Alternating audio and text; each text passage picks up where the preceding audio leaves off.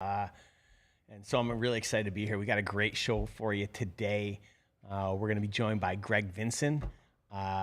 If you don't know him, I don't know where you've been. I mean, he's got 23 top 10 finishes. He's made over $1 million fishing. So, I mean, if you've got questions about this stuff, he's probably your guy. You know, I can point you in the direction of the lake. He'll point you in the direction of the fish. So he's probably going to be a good guest tonight because the alternative was Jared. Now, not that I don't love Jared, but he's on every episode. He sits behind the scene here, and thank God he's here because when something goes wrong, I've got someone to blame. We're going to talk a little bit about this month's box. It's a really good one. It's interesting when we put together boxes like this. Immediately, everyone stands on the soapbox, goes to social media, and starts telling everyone whether they like it or not. And I take it so personally. It's so hard not to because it's like we work so hard to put together these great boxes, and then someone will stand up and be like, "Oh, this bait sucks," and I'm like, "What sucks about it? Like, it's a really good brand. It's a really good bait. It's got great hooks, great components." But you've never heard of it, and so you're going to tell me it sucks. And it's my own problem, right? I probably need to spend another session on the couch with my therapist talking about this stuff because at the end of the day, I mean, I shouldn't let my self-worth be defined by your opinion. I know I'm putting together a darn good box because there's more people saying good things than bad things, and as long as I'm pretty happy with it, hopefully you guys are too. So it's been an interesting month, I wasn't here a couple weeks ago. I flew to New York. I went to the Hamptons, and I spent some time with one of my friends. And then because I was there, I had to go up to Syracuse, and it actually coincided with the MLF tournament that was up in Cayuga. And it was a nightmare getting to Syracuse. My flight gets canceled. So then I'm like, I'll just rent a car. No cars, no buses, no trains. There's no flights. They put me on a flight 2 days later. I'm going to miss the event that I was going to. And get this. So I'm sitting at LaGuardia, and I book a flight.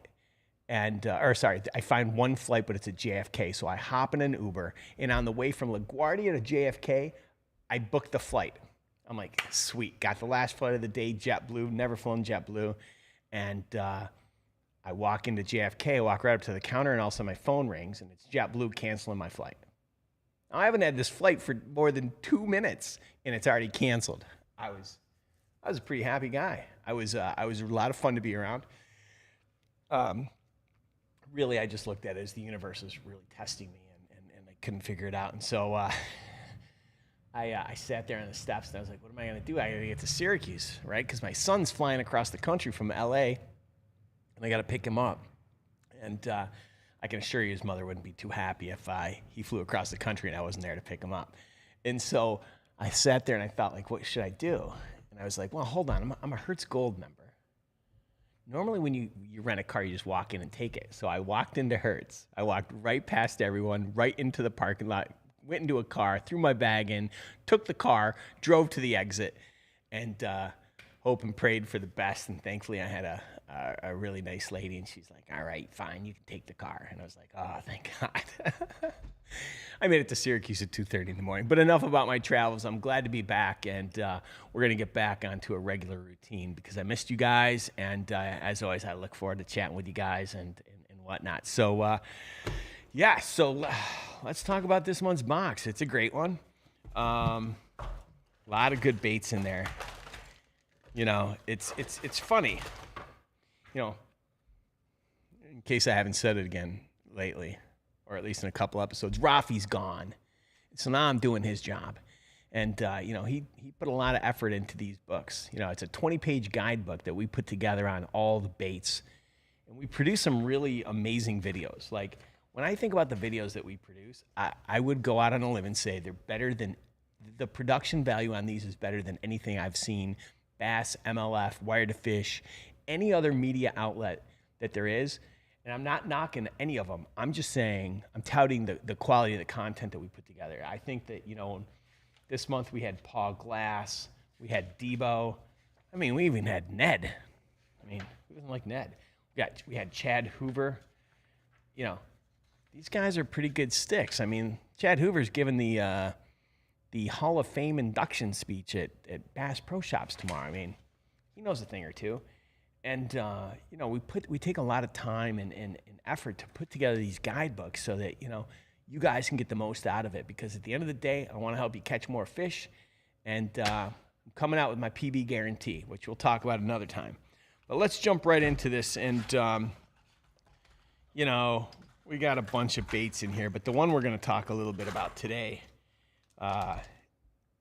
is from a brand called Netbait, American Baitworks. They make some great products, and that's why we got Greg here. So before we jump into this, don't forget the phone lines are open. They're going to be open. Not yet, Jared. The phone lines are going to be open, and I want you to ask questions, right? Because, you know, I'm shy, and I don't like, you know, I'm not the best angler on the planet. I'm the third best, and so Greg's better than me, and so I don't like to ask questions of people better than me. So I need you guys to call in a little bit. As always, we got a great show. Our sponsor, Liquid Death, keeps me hydrated with the water. But let's not waste any time. We got an hour, and we're going to be respectful of his time. So all the way from Alabama, let's give a big warm welcome to Greg Vinson. How's it going, man? What's up, Rick? How's it going, man? It's going all right. It's going all right. Thanks for taking the time to be with us today. Yeah, dude. Glad to be here. I wanted to learn more about this PB guarantee I'm hearing about. Tell me a little bit about it. Yeah, so we have this thing called Monster Bass Monday, and every Monday people send in pictures of their PB. And I would make the argument that I probably have the largest library of PBs on the planet. And all we ask is tell us what you caught your PB, tell us what you caught it on, where you caught it, and we'll feature you. And it's my belief that we give you everything that you need to become a better angler. And so if you stick with us for a year, you know, you get the baits, you watch the videos, you participate, you do all the things that we need you to do. It's my belief that in a year's time, you're going to catch yourself a new personal best. And if you don't, I'm going to give you your money back. Yeah, I like it, man. I like it. It's been a while. I caught my PB in a tournament. It was a Bassmaster Open several years ago, and I've been trying to beat it for a while. It was pretty cool. Both of my biggest bass ever were in a tournament. How big? And I got to weigh them in, but it's been a long time, so I'm ready. I thought Lake Fort maybe this year. I saw what would have been my PB there the last time we were there, but I couldn't catch it. Yeah. And but my roommate got his. He caught one that was 11-11, I think. Bradley Roy caught 11-11. It's giant. So, yeah, I'm waiting for that moment. You know, it takes a special fishery to do that. It does. You know, when you've been fishing that long, you got to go where they live. Yeah. And every once in a while, we hit one of those. When you go there, you know, this is where they live. You know. That's amazing. Yeah, we just literally someone just sent me. This is Hannah Struther. She just sent me a picture. She caught a 10.7 pounds. So she's giant. She's in the double digit club. She might even be on here. Who knows? Oh, actually she is. 706 Fishing. I see her online. She got her PB this week, double digits. So congrats to her. She's once again doubling me up because, you know, my PB is only 5'1". So but it's a smallmouth. I mean, if I feel like I got to qualify that. Yeah, that's a good one, man. That's a good one. It took me a long time to catch a 5-pound smallmouth because I'm from Alabama. Right. You know, I've got to travel. We've got some in North Alabama, but you know, it's a little different fishing for the smallmouth in Alabama than when we go up north. You know, we go to northern smallmouth actually act a lot like the spotted bass do here around the house. Sure. So I do better to fish for spots around the house than I would be to go to North Alabama and fish for smallmouth before I go to a tournament up north. So it's kind of cool like that. Sure. Where in Alabama are you? I'm in central Alabama. So, you know, of course I've got a nice accent and we go all over the country and people hear me talk, you know, especially the last tournament, Cayuga in New York. And they're like, you know, first thing they ask you, so where you're from. So to have a little fun, I just tell them I'm from LA and, and I always get a funny look, you know, and I was like, pretty quick, I tell them that means lower Alabama for me.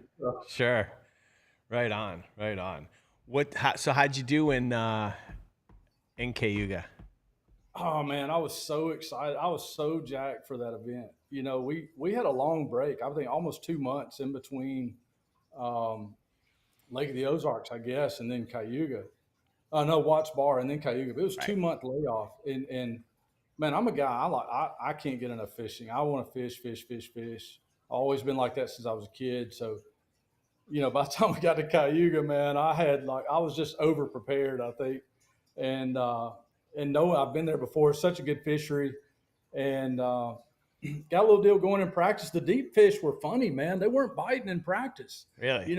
I've been there before, and we knew they were out there. They're out there on the outside grass edges. I mean, that's where it's going to go down.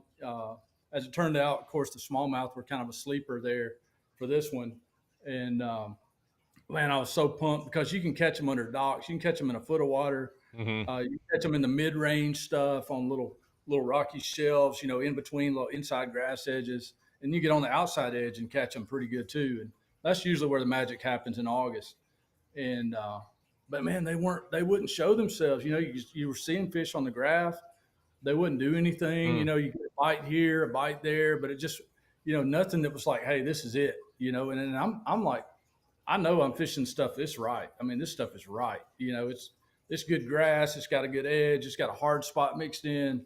I'm marking fish. I got perch chasing my bait. It's like this is it. And I get one bite. And I'm like, look, this is gonna cut it. And I like to fish shallow. I love fishing docks. And that first day of practice, about 10:30, 11 o'clock, I went and hit a couple of docks, and man, it was on. Like they were there. Big ones too. They were good ones. 4 and 5 pounders.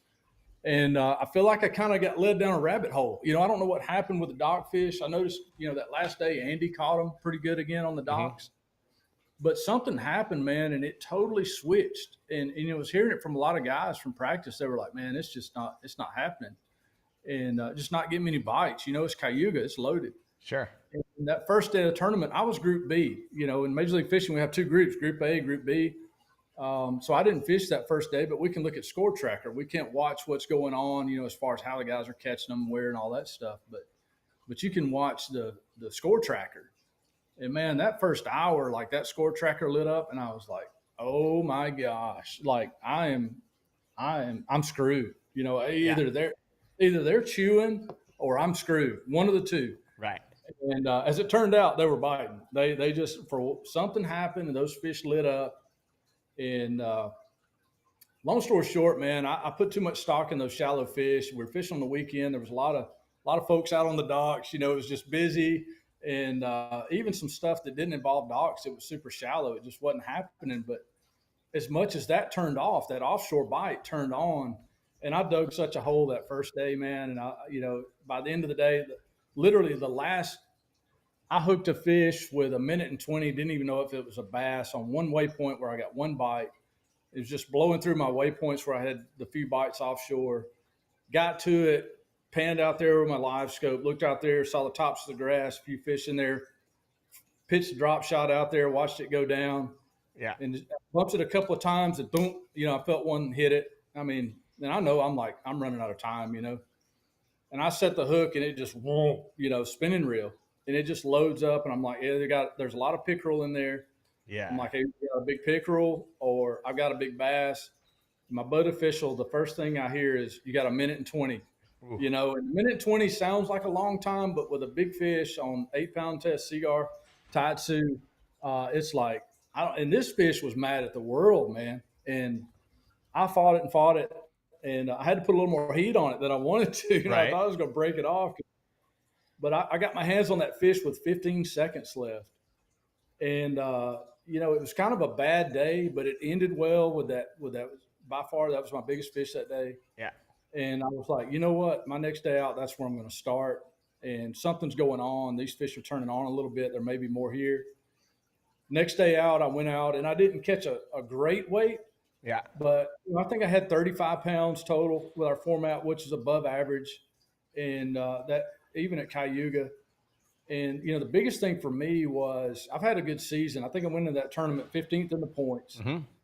And we're at that point where, you're trying to make red crest, top Right. 40 to make red crest. And you kind of know how many points you need, what it's going to take.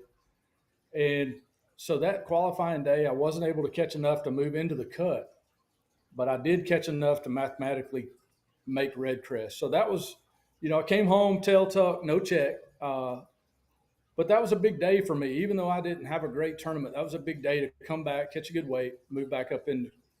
I should be, mathematically, I'm locked into red crest. So that was a moral victory, and I'm looking forward to it. That's going to be a good one. So, but man, that lake is just so good. It's so full of fish, smallmouth, largemouth, good quality. I mean, every time you get bit, it's 2 to 4 pounds plus. Sure. It's just a fun place to fish when you got it going on. So how much did that play into what you were throwing?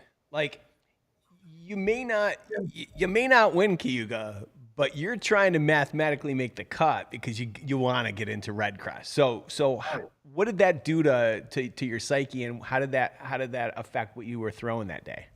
Well, I tried to fish kind of big and kind of power fish, and I knew the crankbait bite was going to be a thing there. Mm-hmm. It always has been on that outside grass edge, and but I was kind of mad at the fish because they didn't show themselves when they needed to. So I ended up finding a couple of pretty good areas the first day of practice and went through some juice. I mean, as it turned out, I think it was better juice than I realized. Looking at who caught them. But they just weren't. It just wasn't firing that day in practice, and they didn't show. So I only got 2 bites where I should have been getting like, I mean, literally 15 or 20.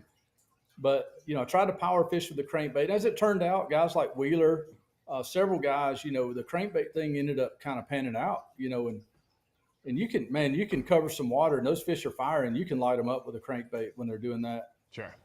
But going into that second day, I'm like, hey, look, we gotta salvage something here. We can't go out here and screw this up. Where the stuff they're on. There's no huge secrets. I mean, I knew the smallmouth thing was kind of a factor, but I had pretty much said, hey, I'm not fooling with the smallmouth. It's too risky. I'm going into a tournament that, I need to do something that sets up for me. Nice. And I had caught some fish on a drop shot in the first day that I couldn't get to bite the crankbait. And I was like, these fish have been pressured. They got hammered by Group A. I mean, they got lit up the first day. So I already know I'm dealing with pressured fish. And so it just seemed, for some reason, that drop shot, man, it's something they, at times when they just, it's kind of like the small swim baits we'll talk about a little bit, but it's one of those things where as much as they've seen, they still can't turn it down. Sure.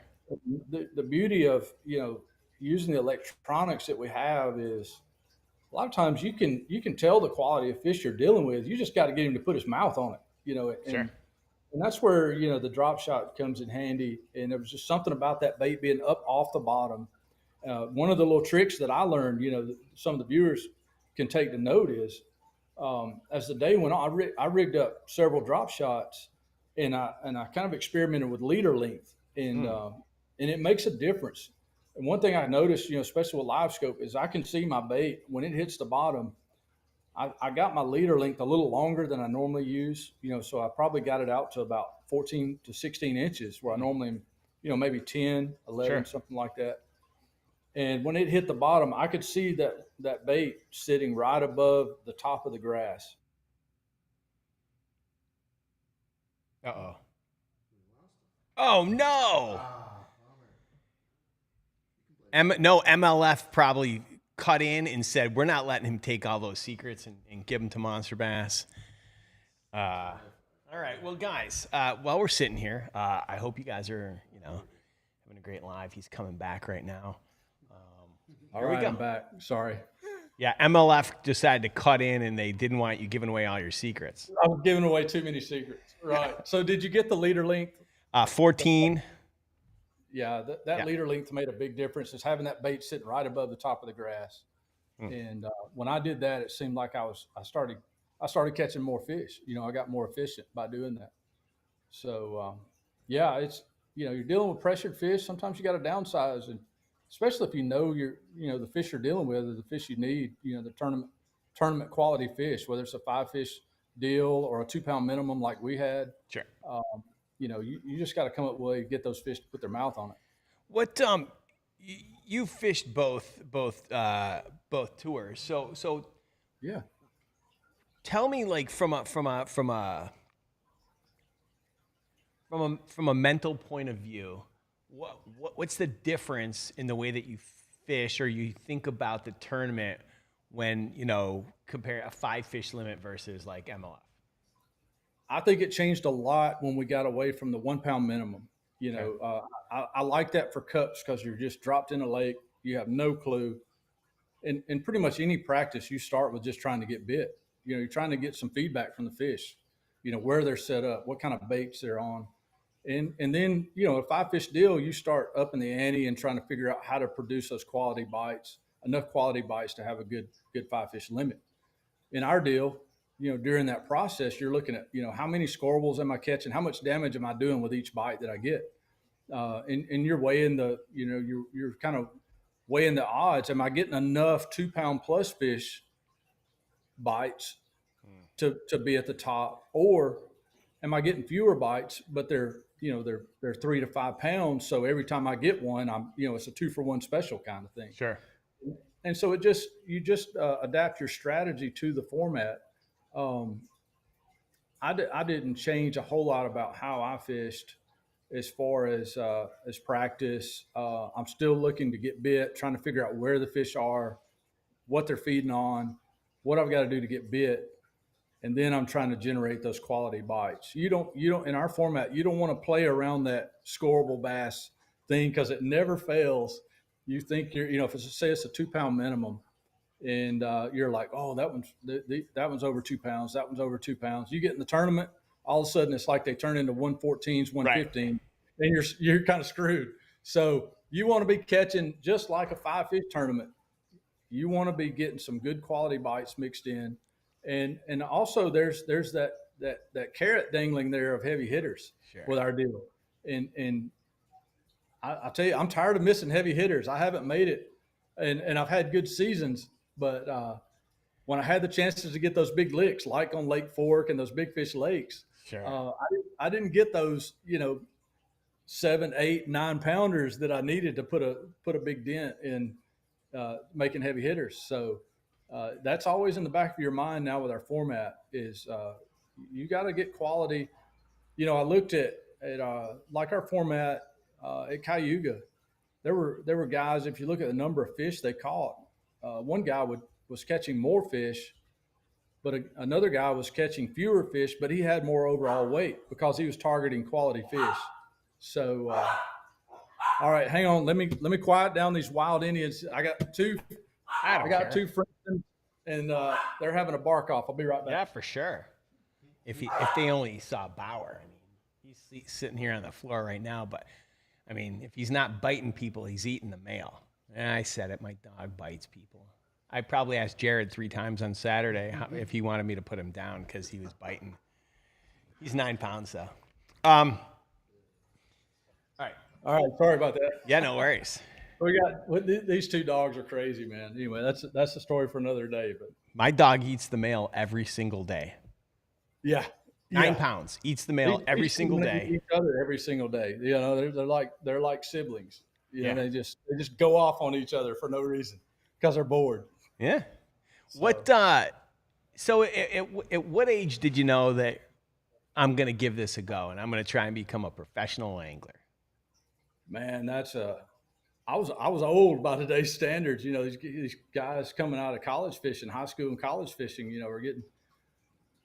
I was broke, man. I played ball in college. I was broke when I got out of college. Did you play baseball? I played baseball, yeah. But, I grew up fishing. I grew up on Lake Martin, and fishing's my true love. It's like I just never could get enough of it. I was totally content sitting down there fishing off the dock for 8 hours, by myself. And but when I joined the club when I got out of college, and I joined the same club that my dad was in. I was younger. I'd go to the club meetings. I'd sit in the back while they were doing the club meeting stuff and the pairings and all that. And I'd sit back there and do my homework. But I always thought, man, that would be cool. I want to fish in the bass club. And it was just like a runaway train, man. I got in the club and I was so driven, I guess being a former athlete, being competitive, but then, loving fishing so much. I couldn't get enough of it. I couldn't learn enough. I couldn't read enough. Mm-hmm. And, I started doing good, man. I won the club like my first full season, and just Yeah. fishing with guys that these guys were studs, man. They've been fishing these lakes around here for years. They knew Sure. all the little tricks. Yeah. Yeah. The tournaments, I got to fish out of the back of the boat with these guys, so I learned a lot from them. And but yeah, I had a job with the state, and I like to say it was a little bit of divine intervention, whatever. Yeah. But they allowed me to take leave without pay to go fish. Back then, it was the Stren Series. Now I guess it's Toyota Series. Been a few different things. Yeah. And so I took off down to this Stren Series to Lake Okeechobee, and I didn't know what was up. I didn't know what was going to happen. I just knew it was something I wanted to try, man. And the last 15 minutes of my first day of that was my first true professional event. I caught a 10-pounder out of a mat and put it in the boat and had just enough time to run back, to weigh in. And the rest is history. I've lived every year like that. Let's just see what's going to happen. It's amazing. I'm going to give it everything I've got. I'm passionate. I'm going to do my part, and let's let the chips fall where they may. And Nice. I've been doing it a long time. Nice. Since I've been really, really blessed. Well, we've got, I see T-Rex is on hold.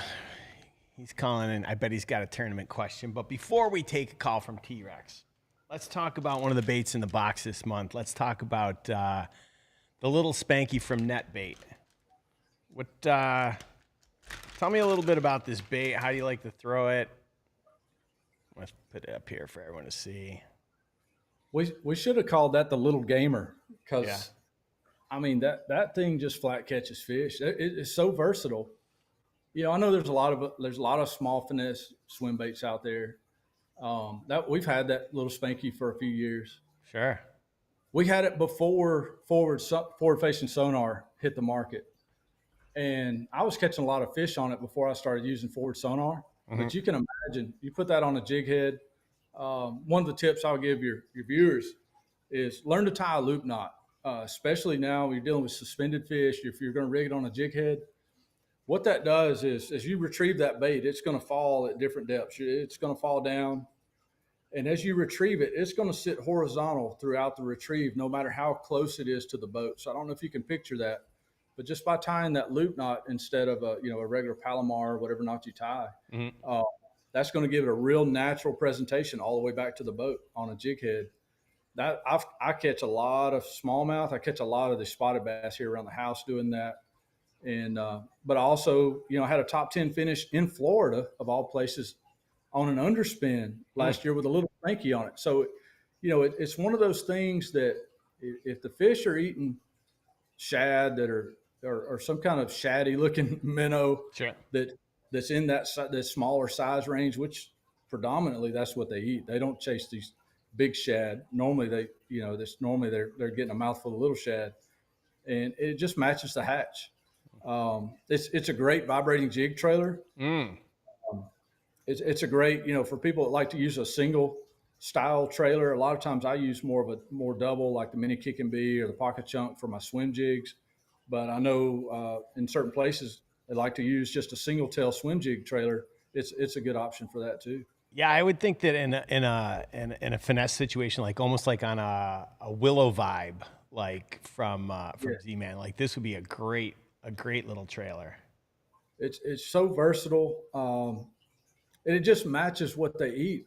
Mm-hmm. Probably 80-90% of the time they're eating an easy meal, a smaller shad. Sure. And it'll catch big fish. We're like right now we're getting into the late summer, early fall. Mm-hmm. That's a huge deal around here, is matching the hatch. You'll have fish that are schooling on the surface, blowing up bait fish, and you can't get them to bite anything.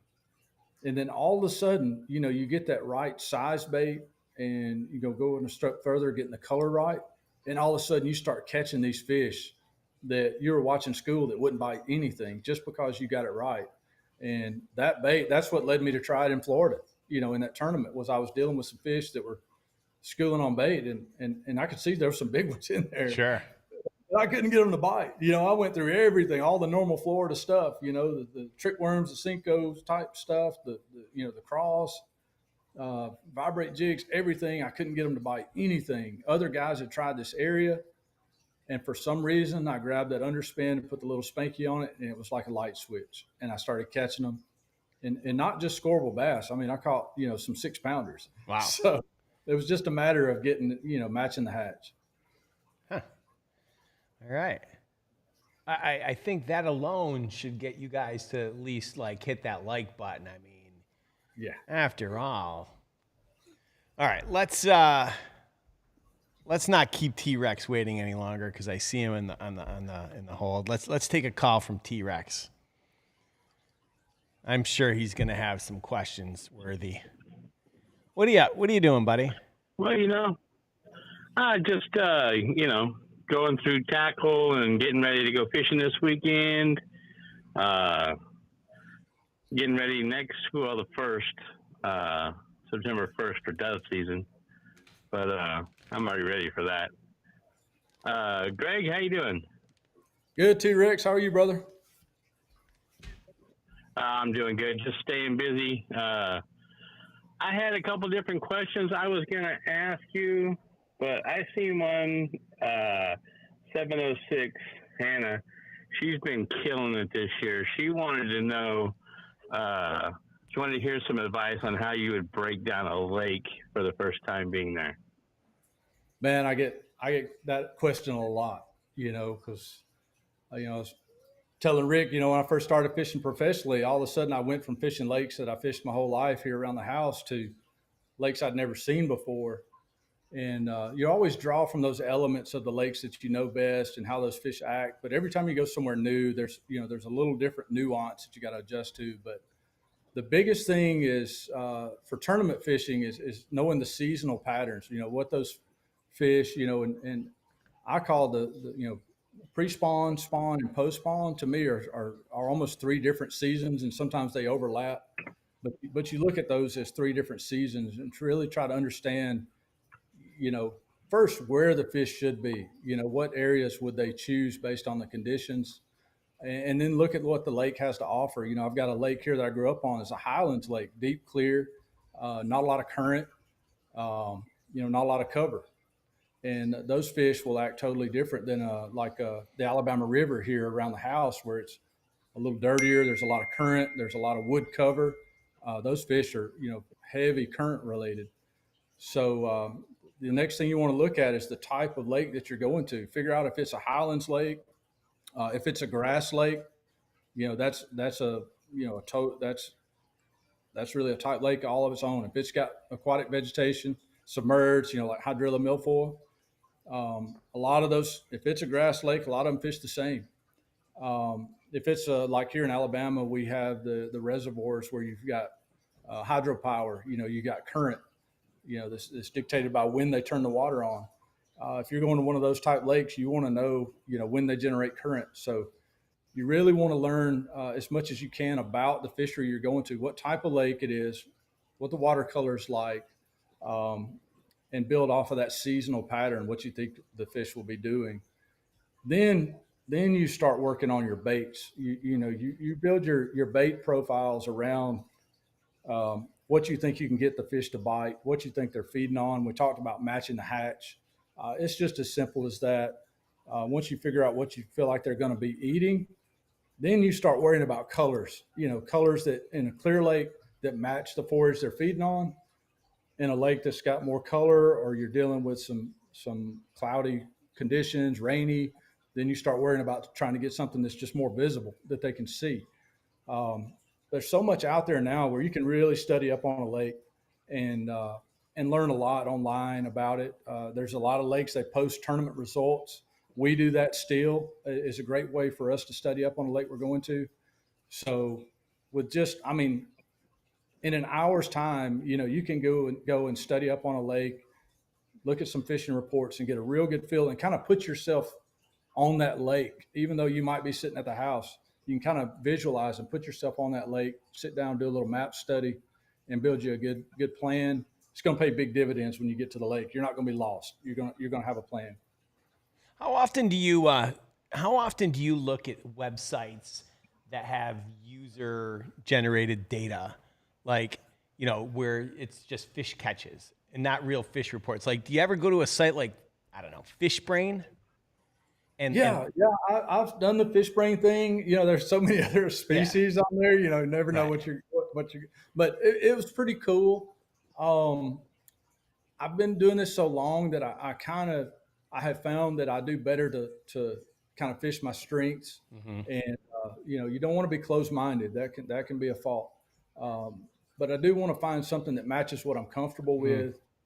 And the longer I've been doing it, and the more I've been to these lakes, you know, kind of have a general idea. I just, you know, a lot of times I want to figure out maybe what's changed. You know, if I can find something about, if we're going to a grass lake, it would have been nice if I had found a fishing report that told me that the whole north end, the grass was garbage, you know, because that's normally where it goes down, and a lot of that stuff was garbage. And that's something, you know, I missed in my homework. You know, I'd spent a lot of time, but I didn't see that.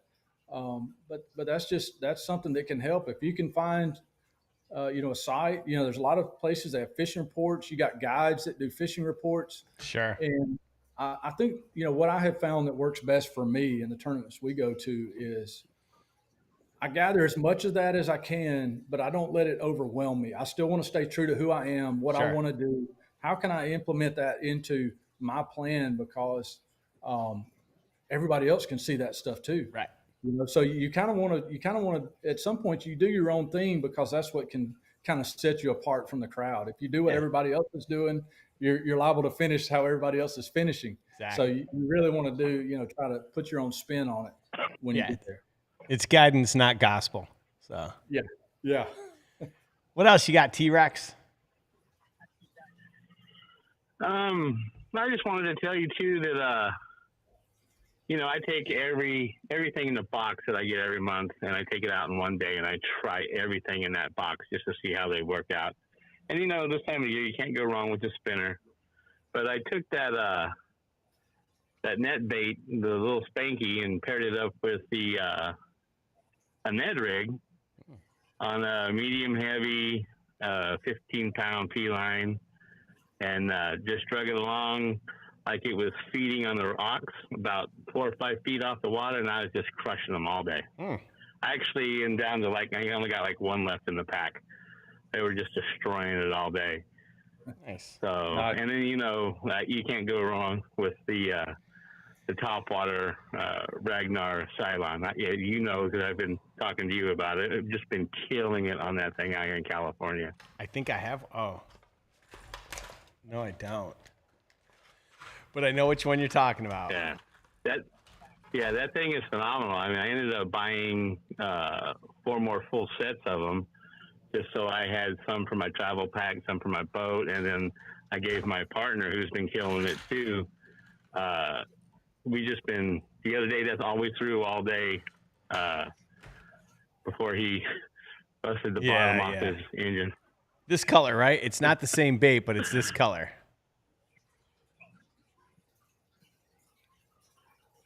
T-Rex. Yeah, I kind of like that. Yeah, that's it. That color, right? Not that bait, but that color. Seconds behind. Yeah. Yeah, that color is just crushing it right now at Pine Flat.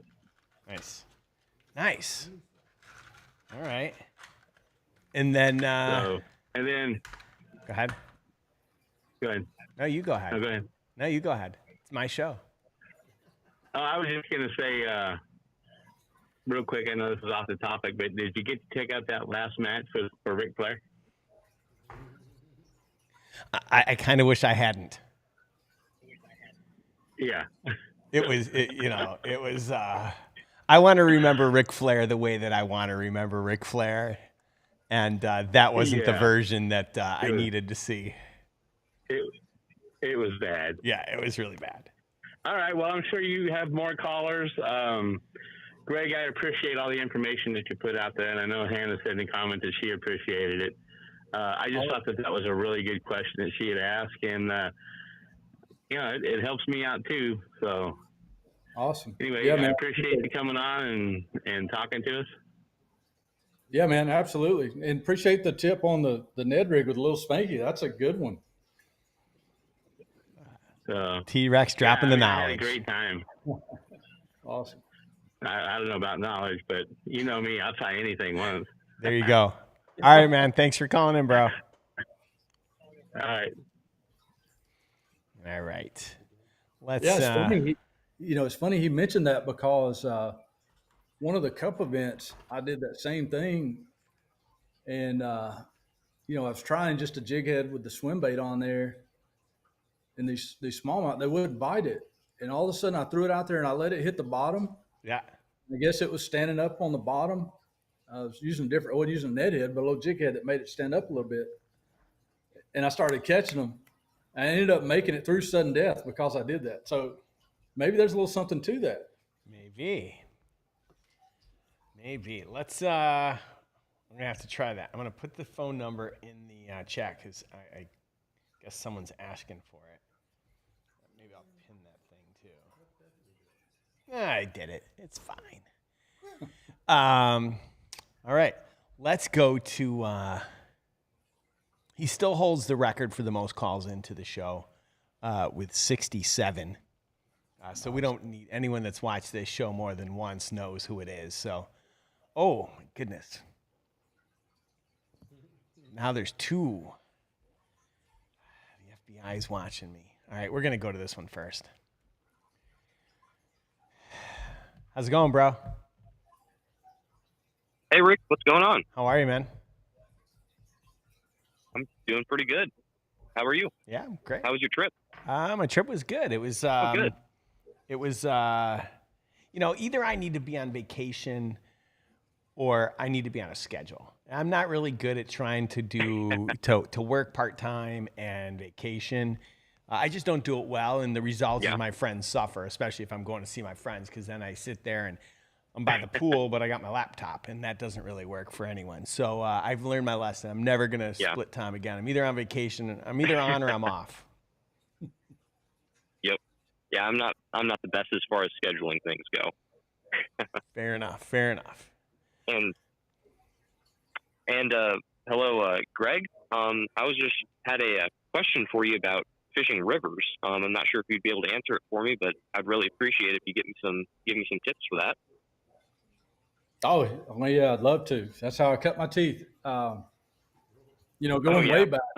Yeah, going way back, we, I grew up on Lake Martin, but when I was a teenager, my buddy and I in the summer, we would go wade the shoals area above Lake Martin. It's kind of the headwaters. We'd actually wade these, it's kind of like trout fishing. You wade the rocks, and we're casting little smaller baits to eddies behind the rocks and things like that. And we were just catching.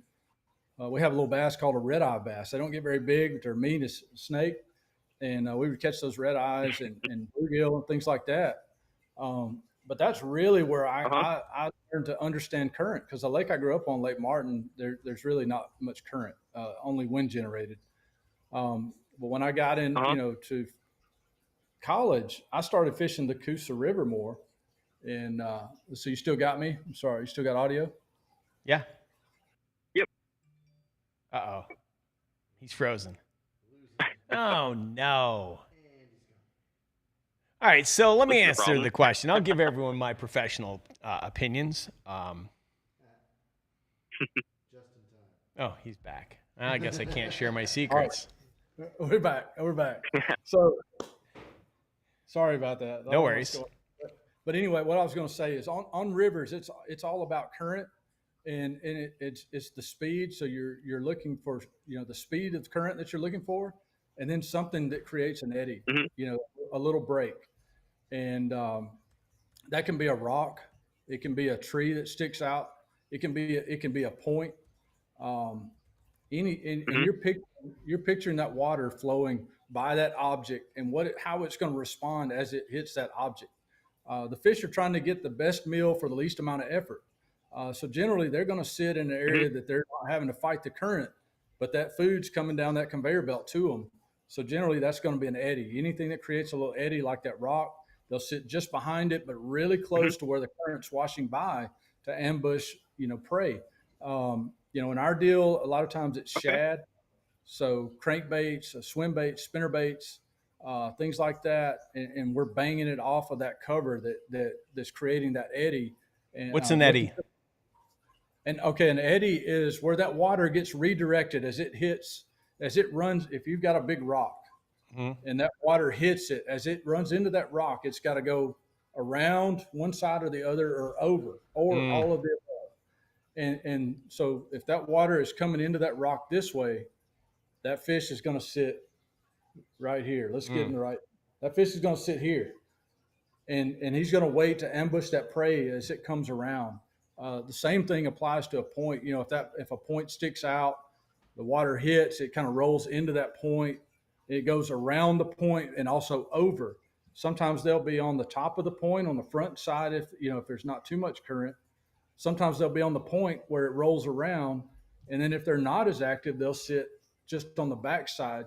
So when you get a bite in current, it's real important to you can see this a lot of times. If you got enough current, you can see what that water is doing, picture what's going on underneath. One of the little tips I'll give you is, like I talked about that rock being out in the current. A lot of times you'll be fishing in that current and you'll see a swell in the water. A lot of times that's a rock on the bottom where that current's hit it, it's rolled up and it's creating a swell. And one thing you want to remember is a lot of times where you see that swell, that rock that's creating that eddy is in front of that, because it's taking time for that water to roll up to the surface. So the rock actually that you're trying to target with your bait, it's going to be a little bit forward up current of that swell. But it's all about, reading that current, trying to trigger those bites. Sometimes if you're using plastics, like, we use a shaky head and a T-Mac or something like that, or a jig, we call it washing it. So you're actually casting it sort of up current and feathering the line and letting that bait kind of wash into that rock or tree or whatever it is. And you're just kind of, kind of training it along and letting it just kind of wash by that letting rock. it drift. That's right. That's right. Kind of like when you're fly fishing. Okay. Absolutely. But it's on the bottom. Most of the time those fish they're not suspended in that current. So they're going to hold tight to the bottom. So, a jig, a crankbait, a spinner bait kind of fluttered on the bottom, something like that can work really good. Mm-hmm. And is there anything in specific to look for as far as, like, I'm sure a 1-pounder will sit behind a rock and try to feed there and, eat whatever bait fish or crawdads are washing past that rock. Is there anything specific I should look for that tells me that there's possibly a bigger quality or a better quality fish behind that rock or behind the stump or in the laydown? That's a great question. And, you got to remember, the big fish are the boss. They get the prime cover. There might be areas where you got little schools of fish. If there's one lone stump right on a point, you've already got an eddy created, kind of a current wash created by that point. Then you got a big stump or maybe a laydown laying right there where that water washes into it and it's all gnarly and it's got stuff washed up into it, sticks and things like that. That's where those big fish get. They're going to get the prime habitat where they get the easiest meal. They're going to get the good stuff. So that's where you want to go for those big ones. You got to go in there after them. Where we fish, we've got a lot of the spotted bass, and the big spotted bass they're not. They kind of mix with the stripers, but they're not scared of them. The big spots are not worried about stripers. They'll get right in the mix, and they'll get the biggest rock down there with the strongest current hitting it. And it's so hard to keep a bait in their face, but that's where those big ones is where that strongest current is hitting that big rock and they can get an easy meal nonstop. Okay. Well, that helps me a lot. Thank you so much. Yeah, man. What'd Mom make for dinner? And Rick, I was wondering, I was just going to tell you that. We had something called kielbasa. I know. I'm not sure if you've ever heard of it. What do you think I live in a... Listen, I might be in Los Angeles, but I know what kielbasa is. Come on, bro. Oh, I thought all you guys ate out there was like sushi and mini sandwiches or something. So, or seafood. Listen, we might eat a lot of sushi out here, but nobody likes Johnsonville brats like me. I like the ones with the cheddar in them. Those are the best. Oh yeah, I like to melt my own cheese on them. That always tastes good, and then put them on a bun with a bunch of mustard and put some hot sauce on there. Always tastes great. You lost me at hot sauce. You don't like hot sauce? No, I love hot sauce, but not on my cheddar. Okay. Whatever. I'll try it next time. I'll try it on Saturday night. I'm gonna burn a bunch of wood in my backyard. All right, bro. Well, listen. Rick, go ahead. Is there sometime I could give you a call? Sorry. Yes, you can. I think last time you said you needed some help with something, so you can call me tomorrow. I'm ready whenever you are. All right, call me tomorrow. All right, sounds great. All right, thanks, man. Thank you both. All right, both of you have a great night. Appreciate you. All right, let's.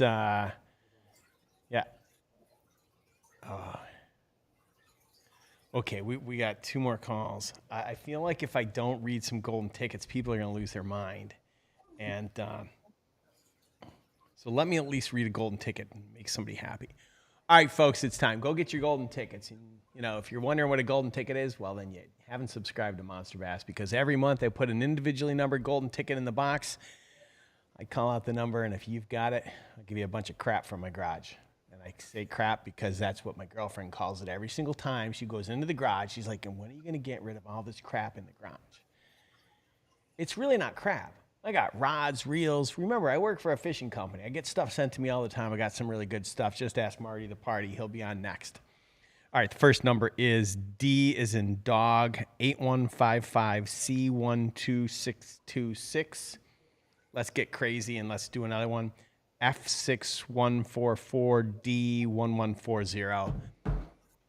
You want a bunch of crap from a garage. Just email me at marketing@monsterbass.com. I'll answer it now, considering that Rafi's not here. Actually, maybe Brendan will be answering it starting tomorrow. Who knows? We'll have to figure that out now. Let's take this next call. He's been waiting 10 minutes, and he knows where I am at all times because he's got classified G14 clearance, even though he's still not at the FBI. But go ahead, CIA. Yeah, no, not FBI. Give me a break. I know. I don't even want to be associated with them right now. Good stuff.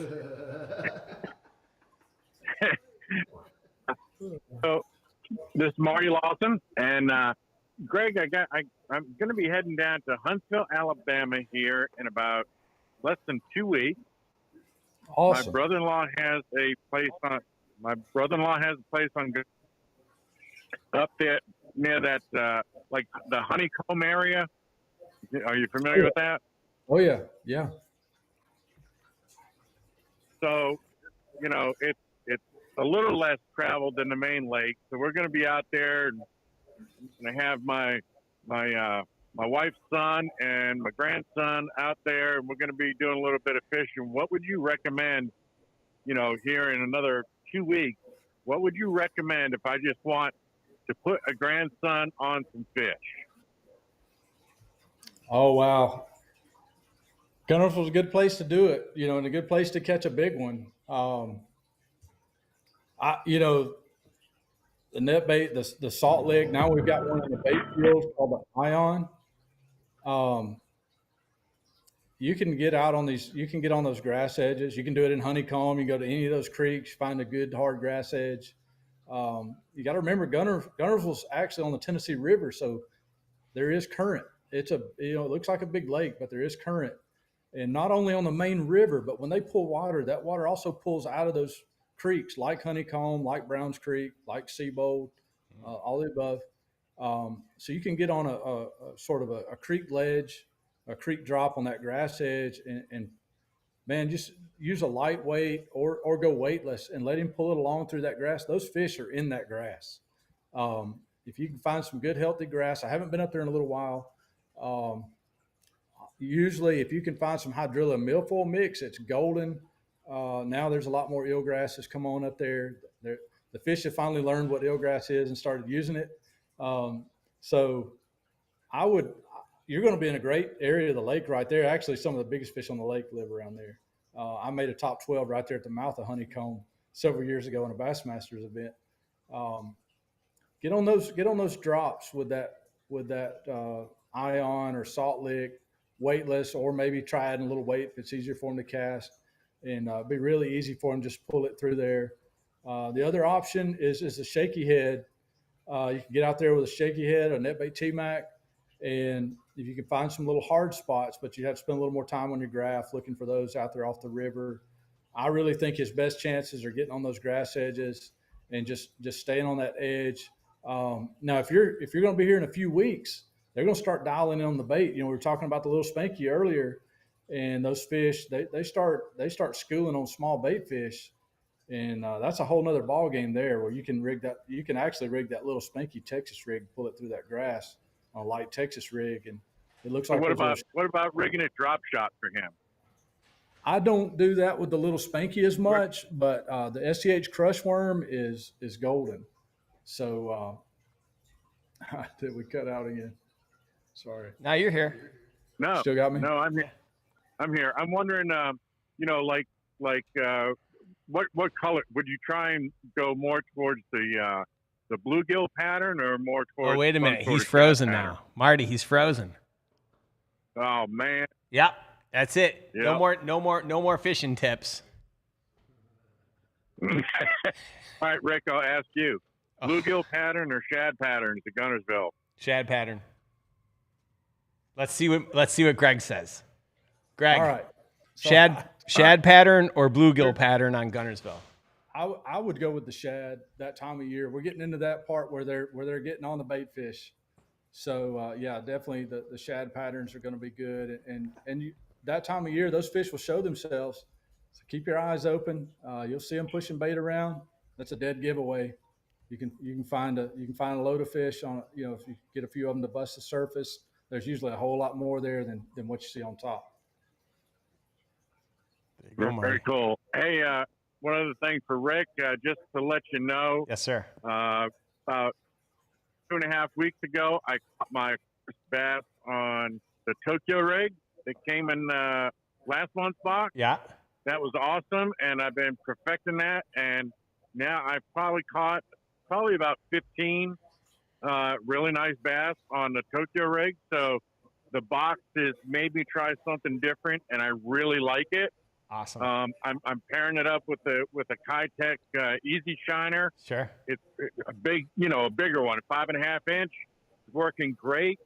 And of course, this month, the Ned rig and a little spanky and stuff. I'm going out this weekend. I want to try that little spanky because I've been getting a lot of bites with that watermelon red flake in a trick worm and things like that, but it's really weird. I'm getting it as I'm reeling in. So I'm thinking I'm going to put that on a small little one of your MONSTERBASS EWG rigs. Yeah. And I'm just going to swim that, bouncing it off the bottom along those weed edges and see what I can do. I hopefully will tear it up this weekend.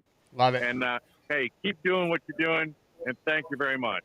Thanks, Marty. You have a great night. Yeah, I appreciate you calling in, and I always appreciate your support. So thank you. Thanks, buddy. That's Marty the Party, and I don't mean Marty Robinson. That's Marty Lawson. So, this is a lot. Hey, I thought about something. Marty was talking about that little spanky and then biting it. This happens to me a lot when I've got it with an open hook on the jig head. Is that little boot tail? They love that little boot tail. They love it so much that a lot of times they bite that first before they eat the whole bait. Mm-hmm. So you want to be patient and feel those fish load up before you set the hook. A lot of times the first thing they do is they grab that boot tail and they stop it. Your hook's in front of it, and you can set the hook, take it away from them. Sometimes they'll come back, sometimes they won't.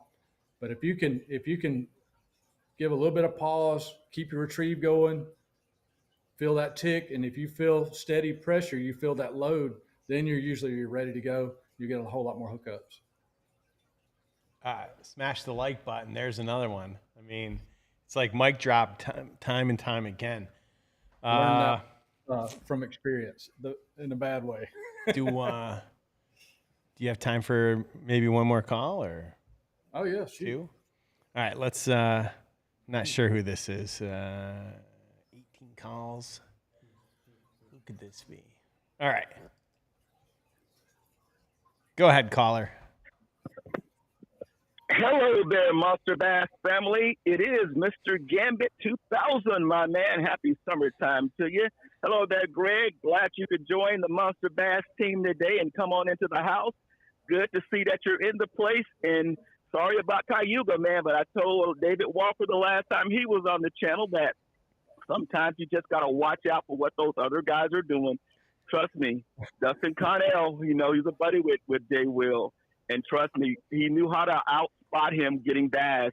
I watched most of that tournament, and he definitely outspotted him getting most bass, saying, I got to make sure I get at least 15 to 20 more bass than Jay Will so he can't catch me. I'm going to tell you, use that logic, my man, and you will get fish every time when you go against those guys, especially in the summertime. It's almost junk fishing. Rick gives out a lot of stuff in the box now that everybody can do that all throughout the summer. You get to try things out of the box you never tried before. I'm telling you, my man, that's one of those tournaments. I don't see how many people that they can't get to tune in and watch that thing every time they come on and start streaming, because it's very interesting to see what every angler does at each time and says who's going to get them and who's going to get them right away first. And that's the best thing about watching that Major League Fishing in your segment, how you guys are doing those bass at that time. Now, I'm going to tell you, I heard you say you're in Lower Alabama. Take it from a guy. I grew up in Georgia, spent at least 18, 19 years there before I moved to California. How are the mosquitoes treating you in Lower Alabama? They must be biting you, and what you using. Oh man, they've had all summer to grow, so they're like helicopters right now. I just try to keep moving. You got to keep moving. Or you got to load up with some deep, or you got to keep moving. That's the only options. That's why I've been fishing. Exactly. That's why I kept moving. You got to keep moving. Yeah. That's why I kept moving. I'm telling you, I got on a Greyhound bus and got the hell out of there. I moved so fast getting out here in the 80s. That's good stuff. I'm going to tell you, that's what I mean. I kept on moving because even when I go back to visit in the summertime, that's why I don't like going back to visit in the summertime. They find me and go, we missed you. And they start to bite me. I go, yeah, you ain't going to see me long, damn it. I'm getting out of here. Me too, brother. Me too. They know when I'm in town. They all swarm me. That's good stuff, dude. Yeah, we joke about that. Our format, it pushes you to your limits. Like it's not enough just to catch some good fish. You gotta catch them all day, and you gotta catch them steady. And we call it you got to put your foot on the gas. You got to keep it there. That's the only way to keep up. It's the only way to stay up. And it really pushes you as an angler, to have more tricks up your sleeve, to have more options, to be open minded.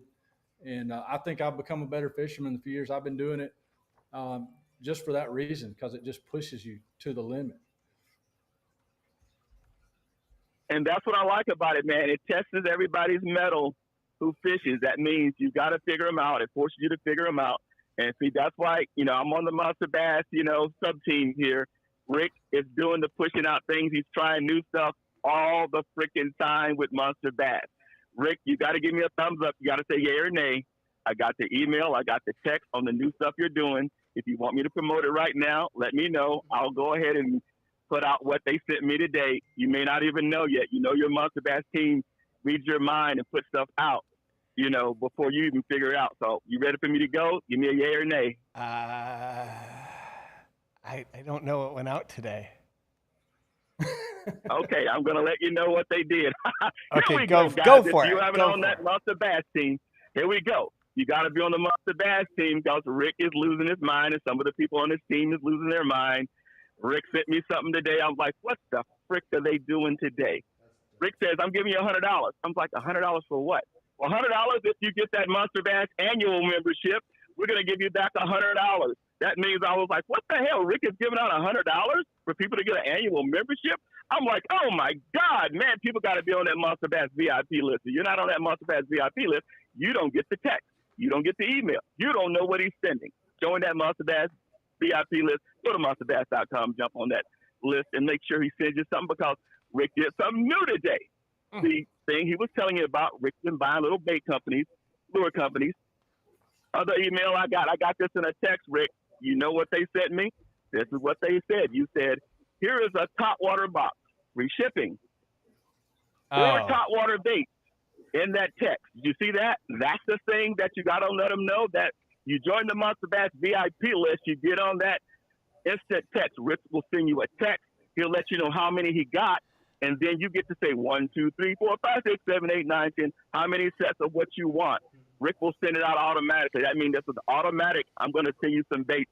Now, if you got that bait addiction, Rick is taking care of the bait addiction. So if you're taking your baits and using it like crack, this is the best way to get your baits. Rick is taking care of my bait crack addiction. Help me, please. Somebody help me, please. I'm just messing with you. I gotta tell you, first of all, I appreciate that. Secondly, that company that I bought, we got to remember it's different. It's not Monster Bass. Two separate. In fact, I'm not going to have anything to do with that company. I hired a marketing company. They're going to sell the e-commerce stuff for outlet bait and tackle. It's all going to be run separately. So you got to sign up for 2 lists. So you're on both. That's why. That's good to know. So people, you heard it here from Rick first. There's 2 separate companies. They sending you those lists. You got to be on those lists before you know what you're going to get. If you're not on the list, it's like lotto. If you know you're not in it, you know you're not going to win it. You got to be on the list to get that link.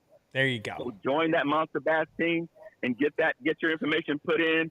And man, it's been a good summertime. I can tell you, I gave my youngest son, we did a little surprise birthday party for my youngest son before him and his wife went on their vacation, man. If you haven't ate down to Paul Martin down in El Segundo, Rick, I'm going to tell you, go down to Paul Martin. No. They got the good ribeye steak with the mashed potatoes. They got the deep fried shrimp. All right, just so we're clear. Unbelievable food, my man. You're on crack. That is not. You had me up to this point, going over, having the barbecues, going over to the kids' house and stuff. But if you're going to direct me to Paul Martin, then I'm going to have to second guess every recommendation you've ever given me. I know, my man. I know that they picked it out, and I ate like a fat rat, man. When I tell you, it was like having you ever had an eating coma where you ate so much good food you thought you were going to pass out? Yeah. I was eating so much good food, I said, I got to get the hell out of here. I'm going to pass out. Thank you.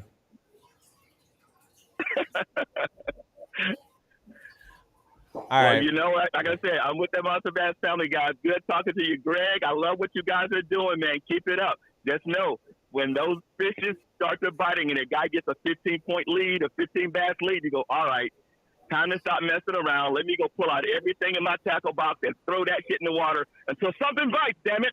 Something's got to bite. Just do it to a frantic and you'll figure it out quickly. Have a good one, brothers. Love you guys. Take care. Hey, I need his number. I need his number to get me fired up the night before I go fishing. I got to tell you. Maybe during a period break when I'm out there stinking it up, he could. I don't know. I don't know how he can talk for so long without breathing. And he's a grandpa. He's a grandpa. It's good. He's got the energy of the ever-ready bunny. So I mean, Energizer bunny. Yeah, whatever. Yeah. All right. We're gonna take one last call today. I want to be respectful of your time. I appreciate you taking time to be with us today. It's been a really great show. Like there's a lot of guys that can fish, but not a lot of guys that can communicate really well. And today was a great show. I learned a lot, and I appreciate that. So thank you very much. And on behalf of all of our viewers today, honestly, thank you. This was a really great show. So let's take our last call. I don't actually know who this is. 2 calls, Indiana, Pennsylvania. Oh, we lost him. Shut up. Ah, garbage. Rafi did it. Rafi did it. All right, let's take this last call. You're getting to the good part. I was getting all the compliments, and then it just stopped. And I was like, oh, man, it was getting good. Yeah. Getting good. But I appreciate it, man. I enjoyed this. I can always talk fishing. If I'm not fishing, the next best thing is talking fishing. So. All right, great. I'll see you every Thursday at 4 o'clock. Yeah. I'll tell my wife. I'm sure she'll love that. All right, go ahead, caller. I think you're on the air.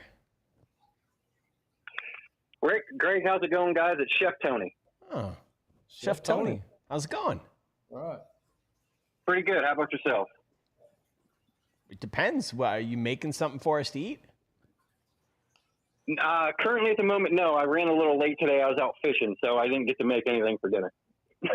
All right. If there was ever a good excuse, that would have worked. Sure. That would have worked. But we landed a few bass, a couple bluegill, and about 8 trout. So we got to fire up the smoker tomorrow and get those trout on the smoker. Ooh, I like that. So you got a All question? right, questions for you, Greg. All right, man, shoot. I ask everyone, what's your death row meal? Oh. If you're on death row, your one last meal, what would it be? Oof. Oh, that's scary. You put it that way. Yeah. That's a tough one, man. You know, I love a good grilled steak. I mean, I love a good steak. What cut? Right. Huh? What cut? You know, the filet is hard to beat. Filet's hard to beat, but I'm not. I mean, a good cooked steak. I'm not that picky. You know, it's got to be cooked right though. How do you like it cooked? It can't be overcooked, seared. You know, Right. a little bit of red, not much. I can't. You know, I don't want it mooing at me. You know, but a little bit of red, but seared. That's the best. But you know, it's a toss up because Nice crust on the outside, medium center. Yeah, buddy. Yeah, buddy. Oh, you're a chef. You know, Yeah. you can probably get it right. Yep. But, hey, I ain't gonna lie, man. Like some good old fried crappie fillets. Oh, that's There the you go. best. I've never had that. Oh, you gotta have it, man. That's the best. That's It's a big thing around here. The Amish love it. it's golden, man. You know, I always heard that walleye were, you know, it's probably a big debate. You know, the walleye was the best eating fish. I'm telling you, man, fried crappie fillets, they're like clear. You know, especially they come out of a lake like Right. Lake Martin, Clearwater. I mean, when they're just they're so clean, and they're like just a little fresh little potato chip, man. They're just so good. Some ketchup. You don't need anything else. You don't need all the hush puppies. You don't need the fries. That's just filler, man. You just need a good old pile of fresh crappie fillets. Mm. That would be a tough decision. That was scary the way you put it, though. Yeah. It was. Scary the way Sorry you- about that. That's just kind of how. Yeah, I was trying to think. Oh, Just kind of how I word it. It kind of makes people think. yeah, it got me. I like that question. I mean, that's all you got? You just want to know what's going to happen if he's on death row? I like to know what everybody's death row meal is. It just kind of Yeah, says man. who they are as a character based off of their death row meal. So All right. I'd like to thank Chef Tony for ending us on a positive note today. I gotta ask Tony a question. Yeah, go ahead. Yeah, because What's up? we don't have any trout. We don't have any trout around here. What's the best trout recipe? Give me your best trout recipe. Shoot. I'm a stickler for just putting it on the smoker and smoking it and then shredding it up and eating it like that, or making like a dip with cream cheese out of it and dipping chips in it and stuff like that. Yeah, I got a few recipes for trout. Nice. Is Thanks, it, man. Chef Tony, is it the same pretty much like you could use just any kind of white fish and smoke it? And Yeah, you can with any white fish. got it. All right. I'd try that with crappie. You should. It'd be good. I don't see why it wouldn't work. Anything's good with smoke, right? Yes, sir. Yes, sir. You smoke a flip-flop and give me gravy, I'd eat it. Oh. On that note,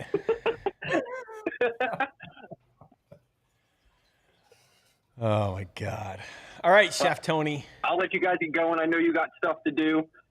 Greg, thank you for coming on and talking to the Monster Bass family and teaching us a lot of great things. Rick, get a hold of me. Talk about what you wanted to talk about the other day. Come up with a time frame, whatever, but I'll text you. All right, sounds good, man. All right, Appreciate guys, it, bro. good luck out there, tight lines, and stay safe. All right, thanks. He just dropped like every cliche ending that you could say goodbye. Didn't he say tight lines, cheers? What else did he say? Peace out. Goodbye. Later. Anyway, well, man, thank you. Like I said before, this was a great show, and I really enjoyed the conversation, and I appreciate you taking time out of your day. What's the next event, Mille Lacs? Yeah, we are headed to Mille Lacs. Good time of year. Yeah, it looks like I'm going to be spending the next the whole September of my life is going to be in Minnesota. So we got a few different things going on up there. So probably letting a little bit of the cat out of the bag, but the GT Team Series that we're doing is kind of a new gig coming out. Go check it out on Major League Fishing, but we're fishing in teams of 3. We're talking to each other. So that'll be exciting. One of those is going down in Minnesota. Of course, that'll be a made-for-TV thing, so it'll come on later on. But Sure. Anyway, yeah, I'm pumped, man. I'm ready to go catch some of those Mille Lacs brownies. Yeah. Amazing. Well, listen, wish you the best of luck, and hope you'll come back sometime and chat with us. And I hope that the remainder of the season goes really well for you. Absolutely, man. Thanks for having me on, Rick. All right. Thank you. Monster Bass boxes. Yeah. That's good stuff, man. Thank you. All right. We'll see you later. All right. See you, buddy. All right. Bye.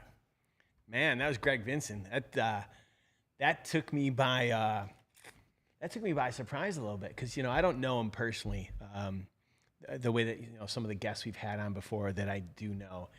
And, there's guys that can fish, and then there's guys that can talk about fishing, and that guy can do both. And so when we get guests like that, man, it's so good. So good. I learned a lot. It's good to be back. I missed you guys, and I'm excited about next week. Why? Because I'm going to be back. I don't know who the guest is going to be, but I'm going to find somebody good. If you haven't subscribed to Monster Bass, sign up. I don't know what you're waiting for. Let me get you the last 2 golden tickets. We got to get Jared out of here. He's got a hot date, and we got to be respectful of his time too. So, anyways, golden ticket Z6475, Z10394, and R9769, M9821. Something I'm going to do next week. I always call it golden tickets. I never talk about the winners, so I'm going to start naming some of the winners because you guys have been helping me clean up my garage. I'm grateful. I'm grateful for all of you. We can actually get my car in the garage. True. I never had the car in the garage before. I was always afraid it was going to hit the top too. But anyway. So what did we learn today? We learned a lot about the NetBaits little Spanky. We learned that Mr. Gambit doesn't breathe very often, and we've learned that I've never eaten crappie. We wish we hadn't have seen Ric Flair's last match, and Brendan likes his steak like he likes shoe leather. Weird. Anyway. It was great to see Gramps back and recovered from COVID. Congratulations to Hannah for crushing her new personal best, 10.7. Ridiculous. And Greg, our boy, he wasn't on tonight, but Greg caught a 4-pounder and took first place in last weekend's fishing tournament, and he sent me the picture. So I'm really grateful for that. And then last but not least, it was great to see Rafi for a little bit. And So, wait, you guys cleaned out his garage? Wait, Rafi's cleaning out his garage? Anyways, it was great to see him too.